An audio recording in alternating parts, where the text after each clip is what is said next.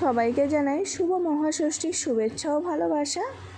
Ready হয়ে বেরিয়ে পড়লাম অঞ্জলি দেওয়ার জন্য। মায়ের কাছে চলে গেছি, মায়ের কাছে আমরা সবাই বসে পড়েছি অঞ্জলি দেওয়ার জন্য।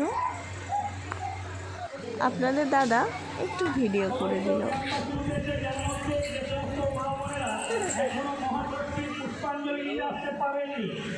যে যেখানে আছে মন্ত্র পাঠ করতে চলে আসবে, আমরা শেষ করবে পুষ্পাঞ্জলি করে।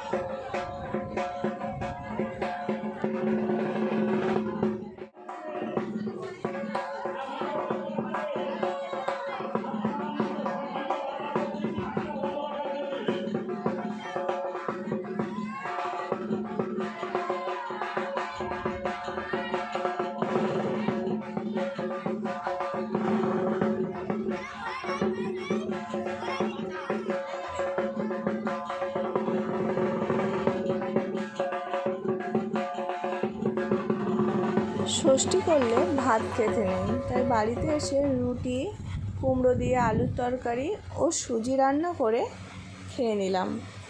সবাই সুস্থ থাকবেন, ভালো থাকবেন। সবাই মিলে মায়ের এই 5 দিন পুজোর দিন আনন্দে কাটাবেন।